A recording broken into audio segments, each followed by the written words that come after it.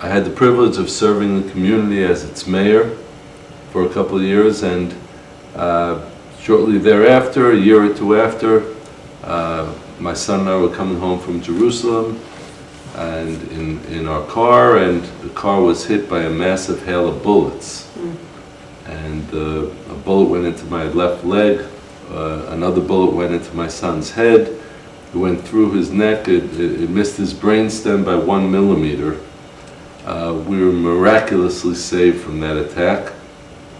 After the attack, I said, I have to do something with this, and I found a way to turn darkness into light and bitterness into sweetness by establishing the Shiloh Israel Children's Fund, and its purpose is to help all the terror victims of the biblical heartland, to ease the trauma of the terror victim children, and to rebuild the biblical heartland of Israel at the same time.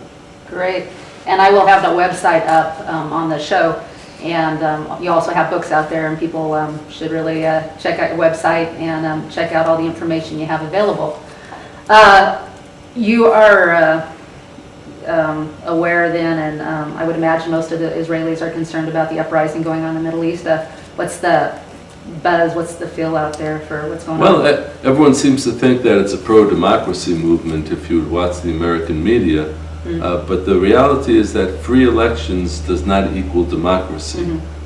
These are people who adhere to an Islamic dogma that does not have Western interests at mind.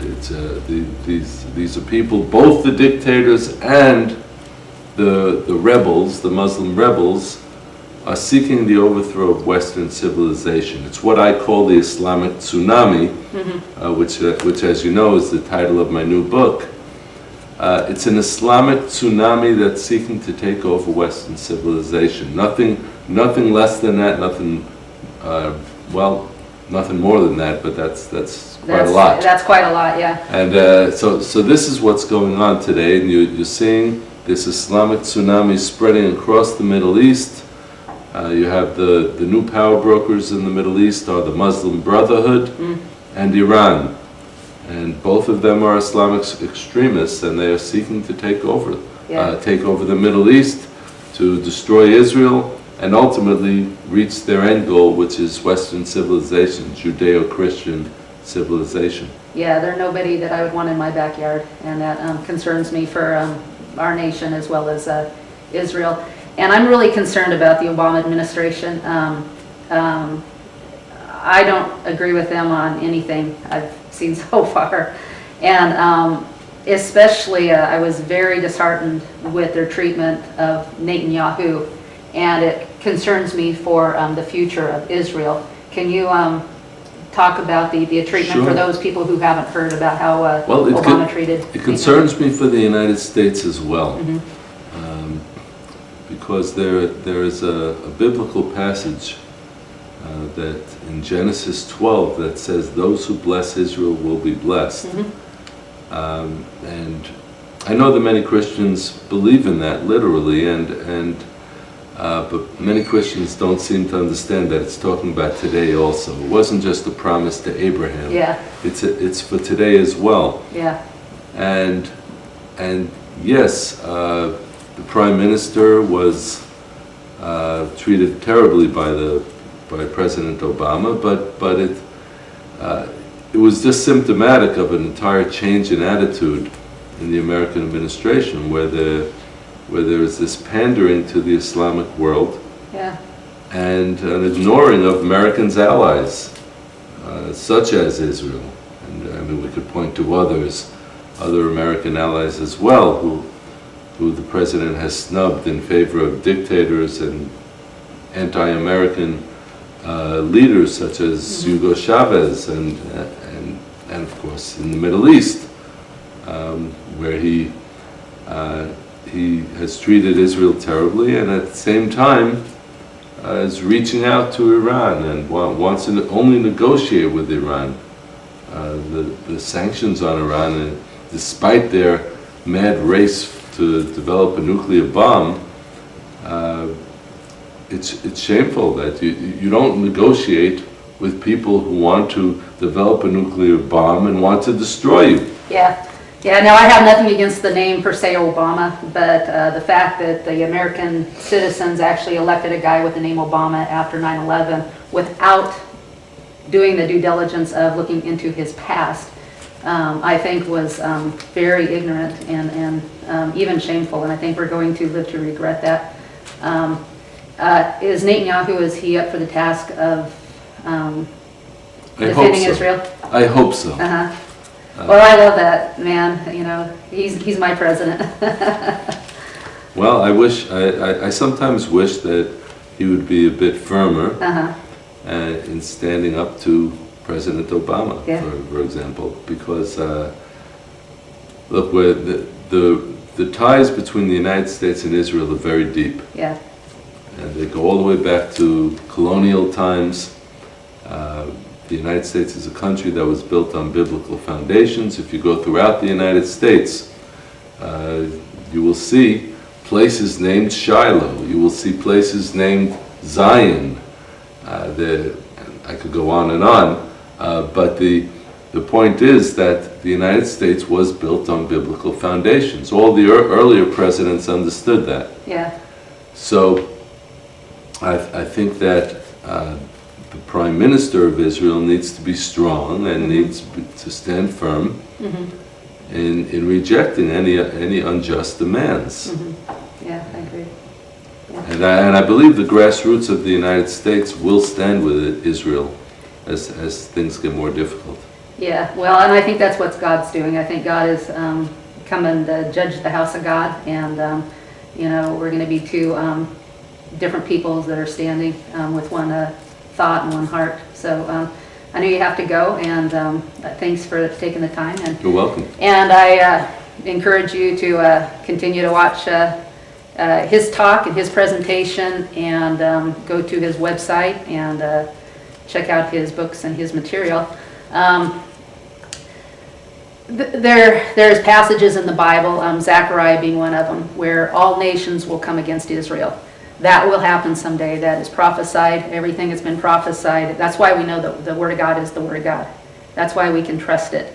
Everything that has been prophesied in the past always is fulfilled. Okay, Israel, Judeo-Christianity wins in the end, and we have victory in that, but it's going to be a really tough road, and we need to keep Benjamin Netanyahu, Prime Minister of Israel, lifted up in prayer. It was founded 1,400 years ago on the Arabian Peninsula by a man named Muhammad, who believed and claimed that he was a prophet. None of the Jews or the Christians who lived on the Arabian Peninsula believed him. And as a result of that rejection, he rejected them, and he said that he was going to create a new religion. And he created a new religion called Islam. He created a new holy book called the Quran to replace the Bible. And he created a new God called Allah. Now, contrary to what many of the Islamic ideologues will tell you, Allah is not the same as God. And you will see, if you go out to a store and you buy a Quran, an English Quran, you won't see the word Allah, you will see God. They write God. And they try to show you that it's part of the same magnificent tradition. Well, it's not the same, because God did not say, and I quote, "Kill the unbelievers wherever you find them, and lie in wait for them in each and every ambush." God did not say, Allah's apostles said, "You, the Muslims, will fight with the Jews till some of them will hide behind stones. The stones will betray them, saying, 'O Abdullah,'" meaning slave of Allah, "there is a Jew hiding behind me, so go kill him." The God of Abraham, Isaac, and Jacob did not say, "O you who believe, do not take the Jews and the Christians for friends, for they are friends of each other. and whoever amongst you takes them for a friend, then surely he is one of them. Surely Allah does not guide the unjust people. Well, obviously those quotes come not from the Bible, but from the Quran. Islam does not mean peace. It means literally submission. Ostensibly submission to God, but in practice it means the subjugation of women and of anyone who does not agree with their religion. There is a system of Islamic law called Sharia law, which makes everyone else a second-class citizen. All non-Muslims become second-class citizens. It is forbidden to build a church. It is forbidden to build a synagogue if you live under Sharia law. You have to allow Muslims to use your home as a guest house and your place of worship, if it exists still, as a guest house. This is all from Sharia law. These are just a few little tidbits of Sharia law. All of the details are in my book, The Islamic Tsunami. Muhammad had as many as 31 wives. One of those wives he married when she was 6 years old. They consummated the marriage when she was 9 years old, before she was physically mature.